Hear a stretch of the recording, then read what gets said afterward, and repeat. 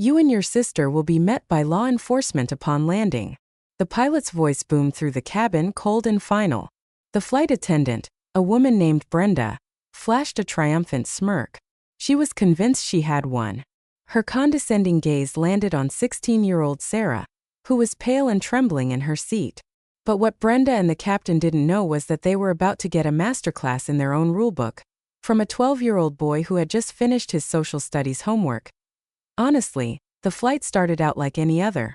12-year-old Leo was buried in a book about famous legal cases, while his older sister, Sarah, listened to music with her head against the window. They were just a couple of kids flying to see their grandparents, a trip they'd made a dozen times before. The trouble started over something completely ridiculous.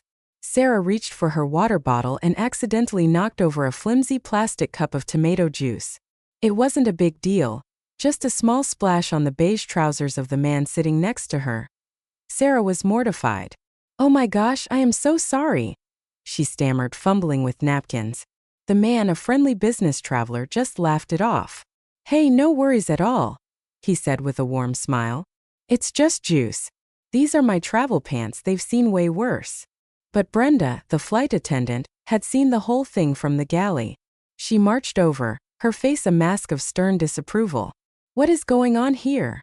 she demanded, her voice cutting through the cabin's quiet hum. "It was a complete accident," Sarah explained, her cheeks burning with embarrassment. "I already apologized." The man even chimed in to help. "It's really no big deal. She apologized, I accepted. We're all good here." Brenda, however, seemed determined to make this a federal case. Ignoring the man completely, she locked her eyes on Sarah. "You need to be more careful. This is disruptive behavior. That man's property is damaged." Sarah, completely thrown by the hostility, shot back. "It was a tiny spill and he said it's fine. I don't get why you're making this such a huge issue." And that's when things went from bad to worse. Brenda's eyes narrowed. "Don't you take that tone with me, young lady. I am a flight crew member. Disobeying my instructions is a serious offense." Leo looked up from his book, a small frown on his face. He watched his sister try to calm the situation down, but Brenda wasn't having it. It was clear she was on a power trip, drunk on the authority you only get at 35,000 feet. The situation spiraled out of control so fast it would give you whiplash. Feeling challenged, Brenda doubled down. "I've had enough of your attitude," she snapped at Sarah. "I'm reporting this to the captain. We don't tolerate disrespect." She spun around and marched to the cockpit. A few minutes later, the captain's voice came over the intercom, aimed directly at their row. "This is the captain. We've been notified of a passenger disturbance. We have a zero-tolerance policy for non-compliance. Any further issues will result in law enforcement meeting this aircraft upon arrival." The threat just hung there in the air, heavy and suffocating. Sarah shrank in her seat, her eyes welling up. Other passengers were now openly staring. The man with the stained pants looked incredibly uncomfortable. "This is ridiculous," he muttered to the person across the aisle. "That flight attendant is way out of line." Brenda returned, now flanked by another crew member, looking vindicated. As the captain said, she began, her voice dripping with fake sweetness, "You're on your last warning." She then leaned in close to Sarah and hissed, "In fact, the captain has already authorized me to inform you that due to your continued non-compliance, he will be requesting officials to meet you. You and your sister will be met by law enforcement upon landing." That was it. The final outrageous step. Sarah started to cry silently, her shoulders shaking. Brenda stood back, crossing her arms with a smug look, as if she'd just stopped a hijacking. She had all the power and Sarah had none. But Brenda made one critical mistake. She forgot all about the quiet boy in the next seat. "All right, before we get to the moment you've all been waiting for, if you think this situation is as crazy as we do, go ahead and hit that like button. And if you've ever had a nightmare travel story, drop it in the comments below. We read every single one." Leo carefully placed a bookmark in his book and closed it. He looked at the smug flight attendant, then at his crying sister. His expression was perfectly calm. When he spoke, his voice wasn't loud, but it was so clear and steady that it sliced right through the tension. "Excuse me, ma'am," he said, looking right at Brenda. "My name is Leo. I think you're making a pretty serious mistake. Brenda scoffed. Oh, really? And who are you, her lawyer? No, ma'am, Leo replied politely. I just read your airline's contract of carriage. You know, the one the Department of Transportation requires you to have on your website. A flicker of surprise or maybe annoyance crossed Brenda's face.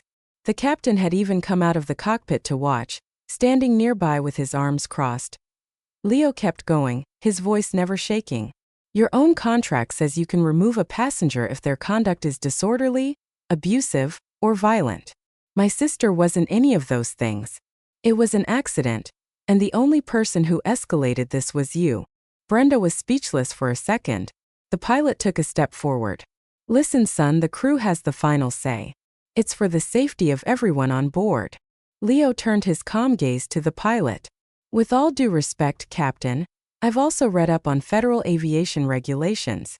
The law gives you the right to refuse to transport a passenger if you decide they're a safety risk. But the courts have also said that decision can't be arbitrary or capricious. Threatening to have law enforcement meet a 16-year-old for accidentally spilling juice, which she apologized for and the other passenger dismissed, could easily be argued as arbitrary and capricious. There was no threat here until your crew member manufactured one. The cabin was dead silent. You could have heard a pin drop. The other passengers were just staring, completely in awe. Leo wasn't done. He pulled out his phone.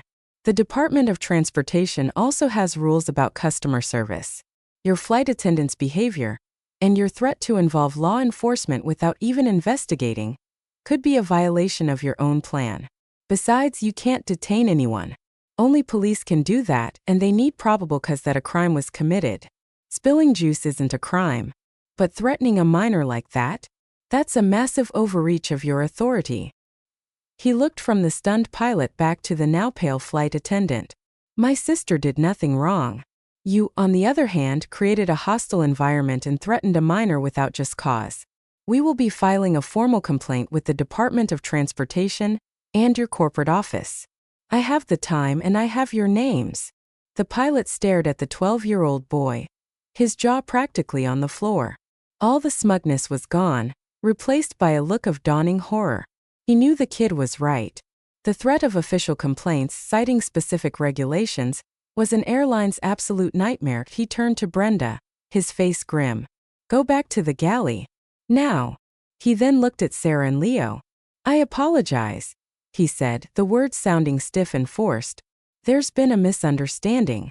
Please accept our apologies. There will be no one meeting the plane. He offered the siblings flight vouchers and free snacks, a peace offering that felt pretty flimsy. For the rest of the flight, Brenda was nowhere to be seen, and the other attendants were almost comically nice to Sarah and Leo. As they deplaned, the man with the stained trousers patted Leo on the shoulder. Kid, he said, I'm a corporate lawyer. That was the single most impressive thing I have ever seen. Don't you ever stop reading. This story is a wild reminder that knowledge really is power. It shows that it doesn't matter how old you are. Understanding your rights can completely flip the script. A flight crew's authority is huge, but it isn't absolute. By staying calm and knowing the facts, a 12-year-old boy didn't just defend his sister. He reminded an entire crew that the rules apply to everyone.